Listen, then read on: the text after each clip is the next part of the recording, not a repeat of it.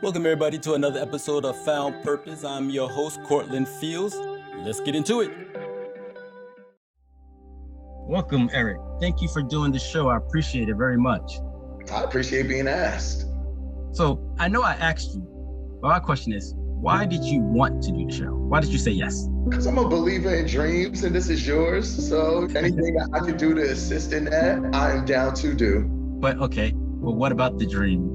What about Found Purpose? Because you are a person that has done a lot of podcasts and you're usually interviewer. So it must be a different dynamic for me interviewing you versus you interviewing other people. So that's why I asked, what made you say yes to me? Because I know you have a lot of friends that does this, and what I was doing that made you say yes.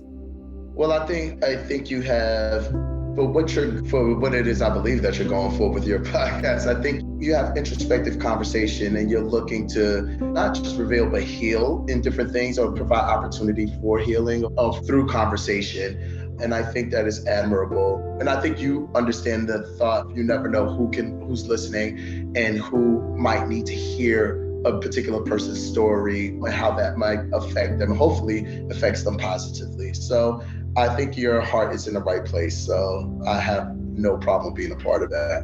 And I appreciate that from you. That's big coming from you. A lot of people knows you as going out having fun, but people really doesn't get to know the serious side of you, the personal, the real in-depth you that myself has been privileged to get to see. Let's touch on that. Okay. What would you like to know? Okay. So during the pandemic, how was that for you? Because I know for you to be an MC, and correct me if I get any of this wrong, you're an MC, that's your gig, you do hits. Is that correct? And hits is part of working out exercise, which you brutally torture people in this heated room, but it's a great workout. During the pandemic, we were shut down. How did that affect you? For me, MC, I have an events company. I specialize in events. I also am in fitness, where I teach fitness classes hit specifically around the city. So the one commonality with both of these things is that they're surrounded around people. And my profession all has to do with people. So you go from a space where you are completely booked and completely busy and your calendar is filled with all these different things that are going on to 2 weeks later being unemployed out of nowhere. That is a blow, and it's a hard pill to swallow. And then especially because of the fact that there's this major level of uncertainty. How long is this gonna last? When is this going to be over? Is it going to be over? When it is over, what is new normal going to be? Is the new normal going to be what it was before? Or is it completely changed? Are we going to be able to be around folks anymore? There's all of these different questions that's going on. And my whole career path has been centered around being around other folks. And what is that going to look like now? So after your first few weeks of the shutdowns or whatever, where you're like, all right, yeah, I was super busy and now I'm not, and then let me take a minute to just chill and get into myself. And then the adult reality kicks into you. It kicks in and you're like, after week 3, week 4, then you're like, wait, this isn't over yet? Right. Are we not figuring this out yet? And then you realize that you have to do something. Then the process of figuring out what that something is going to be. And it takes you through an emotional roller coaster, because now you're like, damn, I choose the wrong career path. Oh, damn. And that coupled with being in the house and being surrounded by the 4 walls and so on and so forth, it can lead to some places. And then, of course, there was racial unrest. That's never fun. All of these things coupled together, it was difficult to manage to learn how to navigate through that space. But I'll say for me, the saving grace, and this sounds so silly, as I'm about to say it right now, I laugh to myself. My saving grace was my family gifting me with a dog. Funny enough. That's silly. I would never think, well, how does that help? Figure out your bills. When my family gifted me a dog, and the reason they did, they said, you need something to love, Eric, through this. Okay, fine. So let's touch on that. Why did they feel that you needed something to love during this time? Well, because my mom had her partner and my cousin that lives with her. My sister was single then. But I think my family always looked at me as the social butterfly. Not that I can't be alone, because I can, and I'm okay with it, but they just know me to be so amongst people that, as opposed to like my sister, the solitude was everything. The pandemic was everything for her. You know, I don't have to deal with people. I'm here doing my yoga. I sip my tea and look out the window. When I feel like going outside, I just walk around the block. I come in. It was everything for her. Whereas me, from their perspective, it's like you can't be around people the way he's used to being around people. So I needed something to attach myself to. So what did you feel?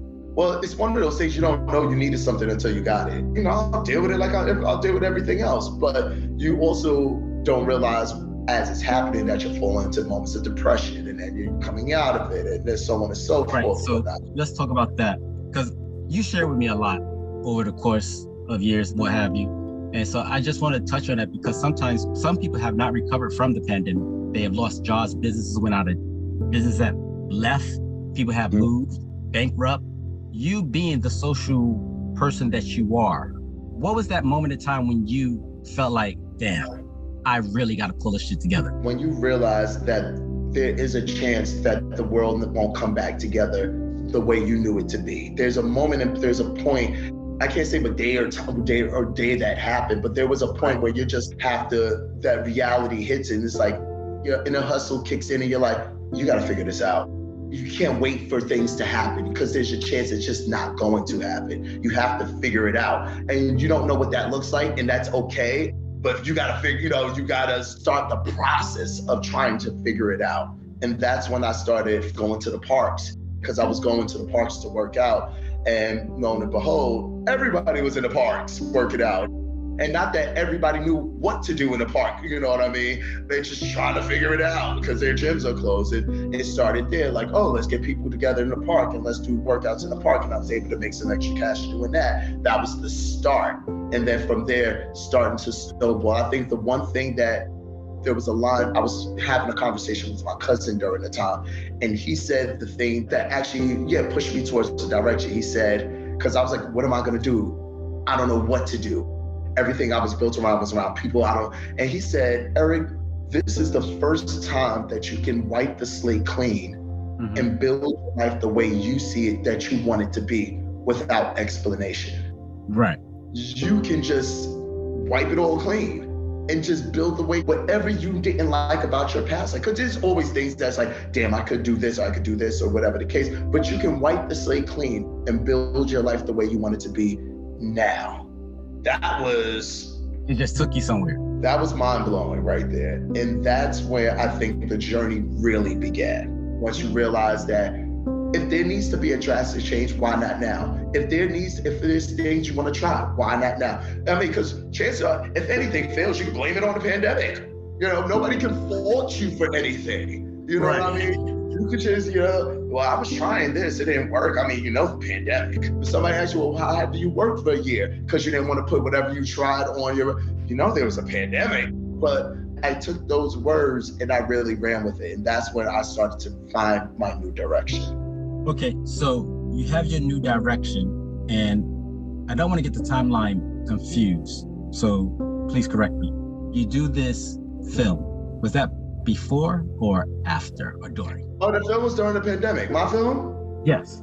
Or your award-winning film? I don't know. Which film? This is about you, sir. It's about you, sir. I'm sorry, we're not talking about you, Corley. Yeah, the award-winning film. We're not talking about that I worked on with you. Yes, no, we're talking about the film. Oh my God. All during the pandemic, by the way. Yes. Tell me the name, if you don't mind, and tell me how did that come about and what led you to go in that direction? So first, it was a passion project that I was working on in pieces.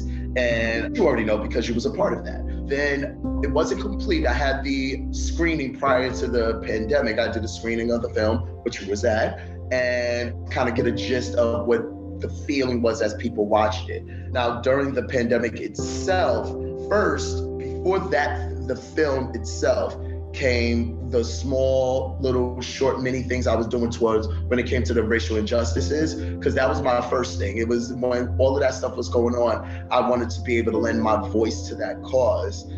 as an artist. And I was able to create a couple of pieces towards that. Now, that creative in you come back into you, because those were the first things that I was doing. And then it's like, okay, you know what? I have this time. And again, as my cousin said, now is the time that you can do all these different things or whatever. I want to finish the film in a way it should have been completed and done. Again, it was kind of like a broken up, incomplete project, and I wanted to complete it and have it be a nice body of work so I can be able to have tangible things to say that during this time off, these things were completed. I was able to complete this. I was able to work on that. As an artist, I want to be able to say I did things and was productive with my time and whatnot. So that's how the film came about. I was saying to myself, and it's a love story. It's a love story of a broken heart. I mean, it's so typical of an artist, but it was to survive, to learn how to survive a broken heart and taking all these different love stories and kind of putting it all together to show that we all go through the same things. We all have heartbreak and we all have an opportunity to rise above those things, and we all can and survive it. So that's the premise of the film, and that's how that came about. So would you say during this time of the pandemic, you use your depression to write and create and put things together so it could come to light so others could see and share? Absolutely, in two parts. First part was the racial injustice. I wanted to lend my voice to that and add to the conversations of that. And you and I talked about that extensively. I wanted to be able to add to the conversations of that. So that was very important to me at the time. Then when it came to my personal passion, oh, by the way, to answer the title, A Virulent Love. It doesn't roll off the tongue now that I say it. The meaning of the title works. But Say it one more time.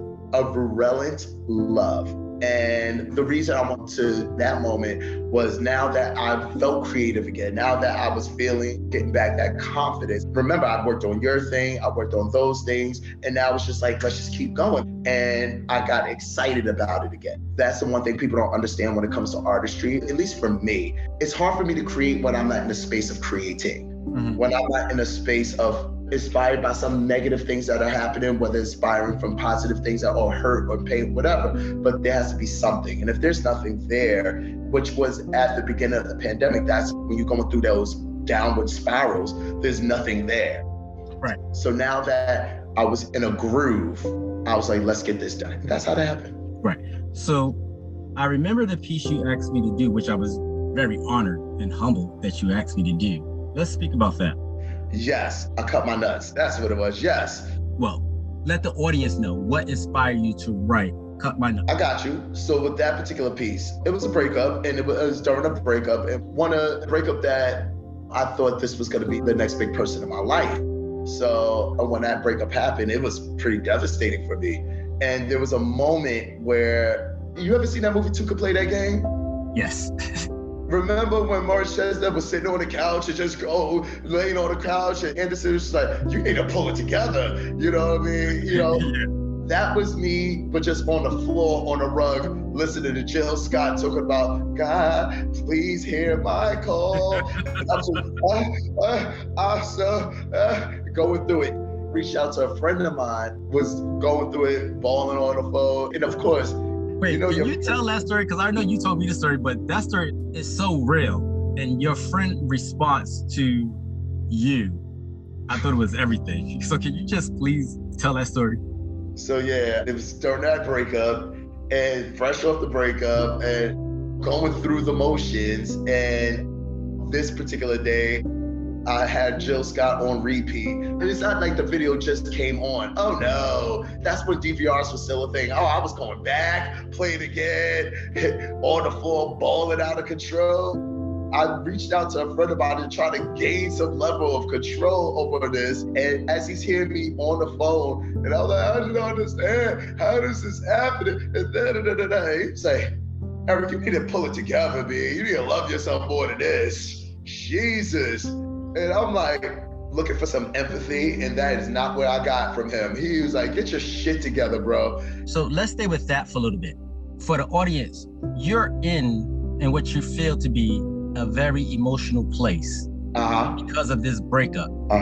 You're hurting, you're crying. What did that do to you when just to hear a friend tell you, you need to pull it together, you need to love yourself more? Just for the audience to know, describe, if you can, describe that pain, describe that feeling because somebody could be going through this and they're sitting in their house crying, bawling. This is the love of my life. I don't think I could breathe. I don't think I could live without this person. What was hearing those words come to you? What was that like for you? Well, my knee-jerk reaction was motherfucker. Motherfucker, like in that way, you know what I'm saying? But immediately after, the person that is saying this to you, you know how much they care about you. And you know the type of person that they are and that they are in your corner. So, and it helped that he is older than me. He has 10 years on me. So he's lived a little bit of life. Somebody put in a mirror in front of yourself. You have a moment of looking at yourself and you're realizing, I am on the ground, uncontrollably crying. A little bit of ego kicks in and you're like, oh no, oh no. This person did not got me going through this. No. Oh no, yo, you like, and that's how I cut my nuts came in. Because then it's almost like, as a dude, you grab the nuts and there's a strength, there's your power, there's your strength. And you're like, nah, I'm better than this. I can accept pain. I can accept hurt, but I will not be debilitating feeling I can't move, I can't do anything. I'm not gonna be that. Right. That I'm not gonna be. I'm gonna get up, I'm gonna pull it together. You start remembering who you are. And you start remembering who you were before this person. Mm-hmm. And it's not like it comes together in that moment, but that's where the journey starts, the healing journey starts. Mm-hmm. And that's when I started. And that's when the writing from that happened. I didn't start writing that immediately, but I reflect, it happened soon after that moment. I was reflecting back, just like all of those things, like when you start telling yourself, my life isn't about you, because that's when you realize, my life ain't about you. The world will keep going. I will keep going. It doesn't stop because you stopped. I remember you asking me to do this piece, and I was like, okay, and we met at the restaurant and you said, yes, send me the piece. And I read it and you said, okay, I want to go over it with you. And I read it and I was like, okay. And I came in and I asked you some questions and you was like, okay. I was like, I got it. I need you to say that a little more accurately. You were like, sent you the piece, you ready? We hooked up at the restaurant. We was going over it. I was trying to do what I did with younger, newer actors. All right, so let's go through it line by line. And you was like, no, Eric, no. Let me take it in, let me receive it. And then you took a moment and then you was like, you asked a couple of questions. I answered those questions and you was like, I got it, we're done. And that was the first time somebody's ever shut me down. It's just like, that's all I needed. What's interesting about that, this is the first time we know each other, but this is the first time that you saw me as an actor. Well, this is not the first time you saw me as working for you as an actor, but you saw me on different things and everything, but you was like, okay. And so I was really honored because for me, it's huge when your friends, not your associates, not somebody you just know, but your friend asks you, hey, can you do this for me? Because for me, it's like, oh, he has a lot of friends. He believes in me enough to do your words. So that was the humility for me. It's like, okay, so I want to personally thank you for that. Which is also why I had to trust your process. And I was like, Courtland's gonna show and prove. So I'm gonna shut up because I don't know everything and I don't know every aspect. I'm gonna shut up and let Courtland have his process the way he knows it to be. And I'm so glad I did that because you came in and one of the strongest pieces out of it all, and you gave it out. Oh, thank you. Oh, who did it to you? Who hurt you? Who hurt you? And the thing is that your piece, all your pieces, it resonated because a lot of people don't feel, sometimes when we go through things, people feel that we're alone and that we don't get it. And sometimes we isolate ourselves because we feel like nobody wants to hear my problems. No one wants to hear my sorrow. No one wants to say, I just deal it by myself. And we compact all this emotions within ourselves and don't release, or sometimes people don't know how to release. So doing that piece for you is like, oh, I'm about to tell off every damn relationship that I done had. And I'm gonna let y'all know all up in here. And that's how acting is for me. It's like, I get to tell off whoever I didn't get to tell off. I get to close whatever door I didn't get to close within acting. Yes. And you become because that person becomes that person. Oh yes, for those that don't know, when Cortland was at the screening, he got approached by one or two people. It's like, I just want you to know, when I saw that piece, I cried. That is the effect he had in the type of performance he delivered. He gave it to us. It's not you. You can't handle a compliment. I swear, you cannot handle a compliment. You know how I am. I am so shy. I do not like it. I'm trying to work on it. I'm trying to get better. But thanks. And the reason I said it because you stepped in and I wrote a piece and you just came in and you just did what you did and everything just came together. And what is it about relationships or love that you know now that you wish you'd have known then? Known then meaning when? When you was going through it. Last relationship, what is it that you know now that you wish you'd have known then? Would you change anything? I wouldn't have changed in the way that I loved the person that I loved. Even my last two relationships, I wouldn't have changed the way I loved the person that I loved in both of those relationships. And the first one was about the piece, which was from the piece that I formed. I wouldn't have given them all the power. I come from a line of you put everything, you put it all into it, and you give everything. Once I'm there, I'm there. It takes me a minute to get there, and I won't commit to being there. But once I'm there, I'm there. Because that seems to be one of my consistent issues. I have to know certain things. I don't want to say I want to hold back. There's certain things you have to keep for yourself. And I'll put 1,000% trust into you. I'll put everything into you. And then when it goes down and when it doesn't work, because I can handle something not working, it's difficult for me to handle someone using what I've given them against me. So that's what I mean about giving up your power. Let me stop you right there. When you say using what you gave them so they can use it against you, is it information you gave them that they're using against you, or insecurities that you secretly said, well, hey, I don't like doing this, or what is that? In my particular case, for the last one, it was information. I think it's information, insecurities, and just the knowing that you care about me too much to retaliate off my retaliation. As they retaliate, when people hurt, they process their hurt differently. Mm-hmm. And you hope people process it in the most healthier way. Some people don't. Some people feel that they need to retaliate or act out, or it's more of acting out. I'm doing things to intentionally try to hurt you. I'm using the things that I know about you to be able to do that. And that could be information, that could be things that they just know, that something that, for example. You're saying that when you divulge to certain information that nobody knows, but this particular person knows that you gave them, and then they turn around and hit you with a low blow, and it's like, well, that's why this happened to you, or this is why this happened, and this is why you're going through this. It's like they throw it back in your face to cripple you, to make you feel like... The intention is to hurt you. The intention is to try to hurt you because they're hurt. And they feel like you're not hurting enough to match their own pain. So they're using whatever they can use. If you've been with somebody for a period of time, they probably know a lot about you. So they're using whatever they can use in the information that you shared with them to be able to hurt you because they want you to feel what they're feeling or more. And not realizing that you do feel it, but you're just not showing it. Oh, I'm not showing it in the way that they expect. Right.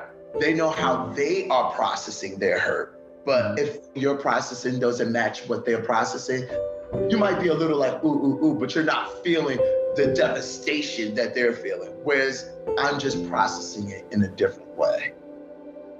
And people need to understand that sometimes when for you, you're a public figure because you MC. So it's like when you receive information, whether bad information, work still got to go on. You still got to go in MC. You still got to be the life of the party. You still got to get it jumping. No matter how hurt you are, your people don't want to, they're like, that's your problem. I need you to come here and cheer up the crowd. I need you to get everything boosted. Any entertainer, whether anytime or any person that has a job that puts them in front of major groups of people, and gosh, if that job requires you to make them feel better about themselves and whatever, you have to turn it on. Right. You have to fuck your feelings. You have to turn it on. So, and that's why you find, unfortunately, there's a positive and negative to that. That's why you find when people, really famous comedian that committed suicide, and they was just like, how? Miss Doubtfire. Because I always quote him. Played on Mork and Mindy. Yes. Robert Blinky. The comedian used to talk about Robert Williams. Right, with Robert Williams, where when he committed suicide, and people like, how? This funny, kind-hearted, so on and so forth. Well, what y'all don't realize is that he had to turn it on. Camera's on, I gotta turn it on. I'm being interviewed, I gotta turn it on. You have no idea what he was going through when it was off. Right. And unfortunately, he wasn't able to process his pain. You can't dictate what that should look like. That's the point. So my question to you, during your relationships, you feel like you gave too much information? Because at the time you didn't feel, because you was in love, obviously. Right. In hindsight, because everything happens in hindsight. There's so many things you miss in the moment, you know what I mean? Because you are full in love, you know what I'm saying? But in hindsight, when you look at things and you find red flags, yes, I did give too much information, because how you know is based off of the information that you were given about the other person. How much did the other person share? Did it match the amount that you shared? And was it as free-flowing as the information you put out there? And it wasn't in hindsight. However, I wanted to have a relationship that I had this image in my head that the person that you're with, and you know everything about each other, the good, the bad, the ugly, so that there are no surprises, whether those surprises come from other people, where you want it to be vice versa. So I shared everything, the good, the bad, and the ugly. And again, if it was completely reciprocal on the same level, then I probably can look in hindsight and still say, that was cool, but it wasn't as reciprocated and as free flowing. So that should have been the red flag that I did, but it was the flag that I didn't pay attention to. But you didn't know it was gonna be a flag. We don't. There are those moments where you're like, say to yourself, well, why did it take so much to get that out of you? It always takes so much to get certain things out of you. But I'm willing to just tell you, blah, blah, blah, blah, blah. But then you're like, sometimes it just stops on a, and then you move on. Where that should have been, let's unpack this a little bit more, and let's see if this is gonna be an issue. Because if it's an issue, then this is a bigger conversation that we need to have. I think it's really hard to try to figure it out while you're in love and while you're going through the relationship, because it's like there's no way of telling, because everybody has their flaws and sometimes you miss them, and that's okay. You miss them, all right? But because no one in a relationship is planning to break up, at least they shouldn't be. Right. Planning to break up. So for me, I think it's good to share, like you did, like share the good, the bad, the ugly. So, because I don't want nothing coming up. I want you to be able to arm yourself. So if anybody ever come to you and say, well, Courtland did X, Y, Z, you be like, okay, and? Because I'm the same way. So if a person comes to me and say, well, this person did X, Y, and Z, okay, and? Right. Why are you telling me? For me, I don't think it's bad to share, but I do think it's bad when information that they gave you and you use it to hurt them. Right. And I know from my relationship that I got to a point where I was uncontrollable. It's like when you get me to that level where I'm just mad, it's unstoppable, about to blow up. But then I had you to thank to say, you need to calm down. That was great. No, that was great. Nobody will ever know the lot. There's a lot of people. Go ahead. No, because I understand how it feels to give somebody your heart and then they turn around and then you feel like what you gave them didn't mean shit. I think when somebody intentionally tries to hurt you, it's different when you did something, you're like, yo, what the fuck? And it was wrong, but that was not my intention. I can totally get past that. I can get past, because people are flawed and you cannot put anybody on a pedestal of perfection. The real hurt comes in when somebody intentionally trying to hurt you, intentionally using the things that they have learned about you to hurt you. Mm-hmm. That's where it becomes infuriating. That's when it becomes infuriating. At heart, for me, I don't have in my heart, I don't walk this world trying to hurt people. That's the last thing in my spirit that I want to do. So when somebody intentionally tries to hurt me in the worst of ways, I haven't experienced a hurt like that. That happened in my last relationship, not the relationship before that. But there was no intention.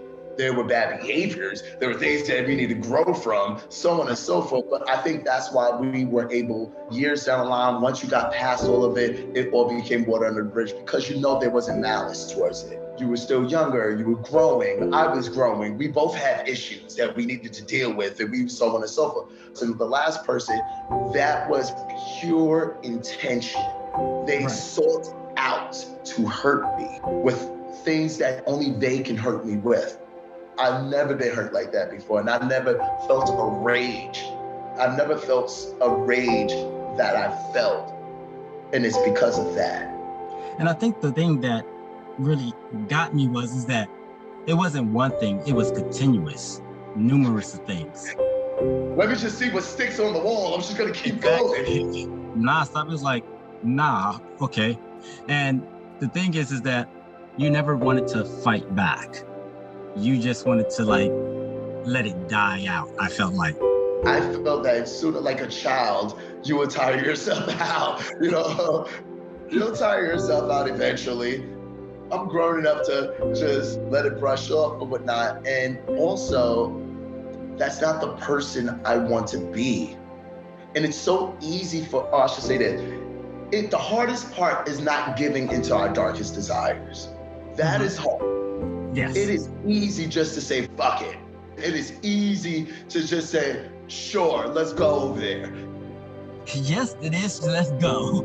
You gotta have the right people around you. The right person is talking to me right now. So what Eric is talking about is there was a situation. Eric's the type of person that he wants things to just die down and would just settle. You just leave it alone. But when a person is constantly doing something to you, and I get a phone call, you're my friend. I don't call everybody my friend. You know this. And when you're my friend, let's go over there now. Fuck the law, fuck anybody else. No, let's throw hands. I ain't worried about no internet. I ain't worried about none of this. Let's go throw hands. As I did some research on this, everybody has in their friendship group that one turn-up friend. That one friend that said, man, fuck it all. And you know what? Cortland. It was a lot. When you was telling me, I was like, yo, what did I tell you? He said, I'm glad you ain't call me, because I would have came and got you. We'd have settled this already. Right. And as I'll say for me, first, let me say this, and I appreciate that. If you see the ease of it, there wasn't even like a turn up energy or this, like, I came and got you. This is so matter of fact. Right. But for me, for myself, I want to be a particular individual, and I don't want to operate out of pain. I don't want to operate out of pain because there's so much that can happen from that. And honestly, I am a person of love. And believe it or not, I know I'm not the most religious person, but I am a person of faith. I am a spiritual person. And I truly believe what you put out there, you will receive. I've lived enough life to know that karma is a bitch that will come get you. And honestly, and most times, that was the line, that was the straw, that was the only thing holding me back, because I knew that if I can take the high road and if I can just deal, eventually, at some point, that energy that they put out there, it may not be today, it may not be tomorrow, it might be next month or a year, but I've lived long enough to know it will come back to them. And if I allow myself to go there, then I am adding to this, and I'm now creating a negative energy for myself that will come back to me. However, I would say this, is that you also have to protect yourself. Agreed. Or when somebody does something to you, you do have to protect yourself, because sometimes you could sit there and a person, like I said this in the last podcast, you're just waiting, hoping they'll stop? And sometimes people just don't stop until you get up in their face and be like, what's good? Start fighting back, because you let a lot of stuff go by, and that was commendable. But now you're at that point where you know what? No, I gotta stop. I gotta fight now. Just so you know, because I believe in that as well, that you have to protect yourself. And that I did. And once it started getting real, I started to try to take those steps. However, that's the reality of law enforcement and how it doesn't work for an individual. that hit me, because 10 police reports later, nothing came out of that. And I've said this before. I've been a manager, also worked in corporate America, and I've been a manager of multiple fitness facilities. I've managed top-notch facilities in the city. I've managed facilities in the Bronx. I've managed facilities here and there, everywhere. I've had more success, because when you manage these facilities, you got to work with the public, and the public is wild. I'm not new to calling 911 and stuff like that. I have had more success, and not a little bit, by large, more success as a manager of a facility, getting things done with law enforcement. Ever had to deal with law enforcement as an individual, because I've never had real drama in my life. But one time that I did, that I needed the help, to this day, they've done nothing. And this is multiple police departments. This is multiple sergeants. This is multiple detectives. Nothing. Absolutely nothing. That's sad, because I'm from Brownsville. I come from a place where the system did not work for us. It worked to be against us. And so that's my mentality is like, if police show up, then I'll deal with it when it's there. But it's embedded in me that I have to act beforehand. I also want to say thank you, because in my situation, I'm a strategic fighter. In my situation, you helped me a lot. And I want to say thank you, because whereas you call on me, I'm like, let's go fight. And I call on you, it's like, calm down, take a breath, easy, think about it. And it's so much more that you could have did, or I could have did. You're right. It's not worth it, because at the end of the day, who is it going to help? Karma's a bitch. And people going to answer for their injustice. I always take a lesson. I'm always learning. I'm always growing. And you can always take a lesson from your friends. You got to know what friend to call when you're in a crisis. That's important. To speak on that, because I was ready to get certain things done, but that required interaction. Now, not to throw hands, but it definitely required interaction, and it required, we got to get up there and make this happen. Call Cortland. All right, I'm on my way. I'll be there by 6. Let's go ahead. And not only did it get done, and this is a great thing about your friends, and this is a great thing about Cortland, and then we go have a drink after. And then it's not that all friends are bad. You have to realize certain friends are good for certain things. That's good. I have certain friends, like I got my legal friends and I got my hitter friends, you know what I'm saying? And I got my friends that will calm me down. There's my friends, my turn up friends. You got to have good friends for things. I had to compartmentalize certain friends that I thought would be able to be supportive, but they have the capacity to be in any way. And I had to compartmentalize, okay, there are certain other friends that, yes, your specialty is this. However, I can still come to you, and I'll use you as an example since you're the person everybody knows. All right, I need to get shit done. Cortland, this is what I'm gonna do, blah, blah, blah, blah, blah. All right, Eric, we'll do that. Let's get it done. But it doesn't mean I can't call you and say, Cortland, I really just need to get out right now. I need to get this out. This is a lot for me and I need to get it out. And you'll sit and you'll listen. Right. And I realized that not everybody could do multiple things. Some people can do one that you know them for. And that was a little disappointing for me. Well, I think for me, I guess it's because I have children, and sometimes you just have to sit, as a father, you just have to sit there and listen to your kids. So that's the benefit and the technique I had learned, is to sit there and listen and calm down. It's like, you know what? This is what it is. Just listen, because everything is not a reaction. For my situation, I'm glad it could have escalated, and I'm glad where it's at. For complete healness, complete forgiveness, everybody has their moment. And I'm just glad that you are someone that has that strength and that ability to love and to persevere and move on. I think I told myself years ago, after the breakup, not this one, but the one person that becomes bitter and said, love ain't for me no more. And it's not the case. I do love, and I do love the idea of love, and I do love being in love, and so on and so forth. The hope is that you get wiser and you continue to choose, each person you choose somebody better and better to be able to give that love to. And you recognize the signs earlier, the red flags, and you listen to your gut, or you listen to your gut more. I think that's the great thing that comes in with age, is that you start, as you get older, you start to listen to your gut more. Oh, this don't feel right. I'm not even trying to explore this. It don't feel right. I also believe that sometimes people have to separate to learn themselves. And when you start doing stuff constantly and you start doing things to attack a person constantly, this is for the people that are doing. Y'all need to stop doing that.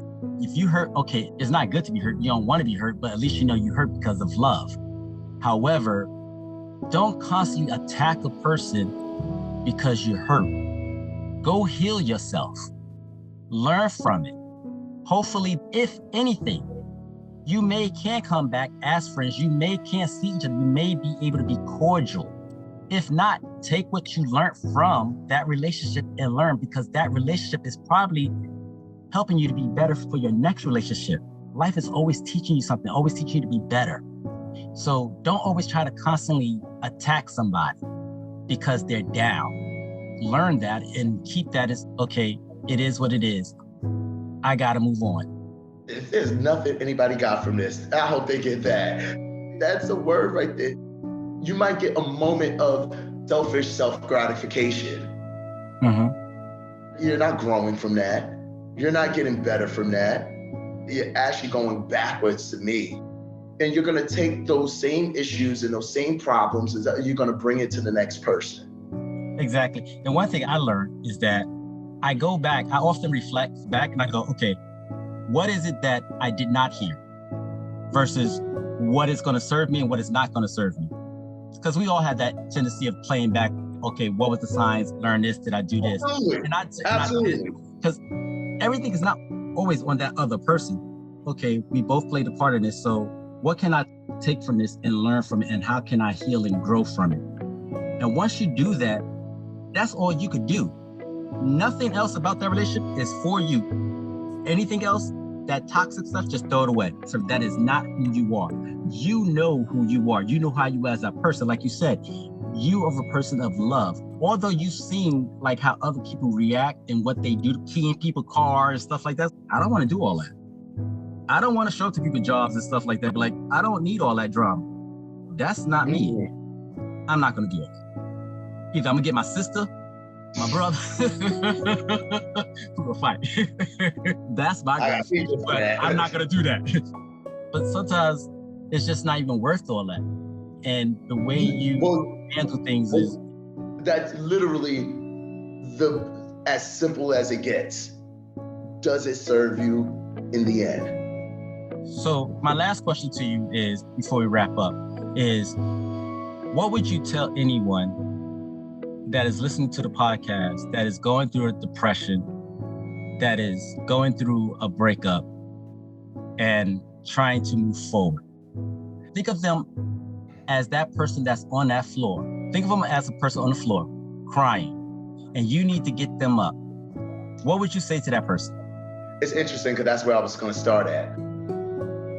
First, it's that same thing that tell yourself shit together. It sounds silly and or harsh, but it's true. You want to be able to say, have this moment where you can say, I have to get it together. I have to pull it together. I can't keep doing this. Right. This is not going to do anything for me. It's not to say have your moments of letting out your feelings. It's part of the process. Relationships ending is like a full grieving death process. You're going to have those moments. Have them. Own it. And then know when all right, let's keep moving. That's one. Find people to talk to. Find people that's willing to listen to you, whoever that may be. I've never been in these certain situations without good friends that I can talk to. Get a therapist, go to your pastor. There are resources out there. Find somebody to talk to. Don't try to navigate these feelings by yourself this whole time. It is hard, it is difficult, and it is so much easier if you have somebody that is just willing to listen. The caveat off of that is don't suppress your emotions. Don't suppress them. Let it out. Because all it's going to do is fester in your heart. And Eric said it's going to carry over. And you don't want to take what was negative, that person's a total different entity of what's going on. Just let it go, release it, cry it out, talk it out. This is what Found Purpose is about. If you need help, if you contact us at info@foundpurpose.org, and we'll get you the help. Hell, if you need it, we'll even pay for it. But don't suffer in silence. You're not alone. As you can see from this podcast, a lot of people that I have on here go through real shit. And you're not going to get no better than this, because I'm not no licensed therapist. I'm not no psychiatrist. We tell it like it is. Therapists and psychiatrists learn from us, the true raw type of people that you're going to find on here. Any concluding words from you, Eric? The last thing I'll say is that anytime somebody's going through anything, just know that this too will pass. This is what life is. You can't be scared to live life. It's a moment. It's a moment in time, and the moment will pass. Have your tools available for when you're going through those moments, but know that the moment will pass. And there is light on the other side. Even when you really are sitting in darkness, there's always light on the other side. As long as you can tough through that darkness, you'll find the light. If that's the only thing you can hold on to that, because it always proves true. Well said. Like I said, this concludes our interview with Eric T. Remember, you can be damaged, broken, or shattered. Anything is fixable. Let's start healing in the spirit. Eric, thanks again. I appreciate this. Much love. Thank you. Thank you. This has been another episode of Found Purpose. Remember, your spirit is never too broken, shattered, or damaged where it can't be fixed. Put God first and everything is fixable. Let's start healing in the spirit.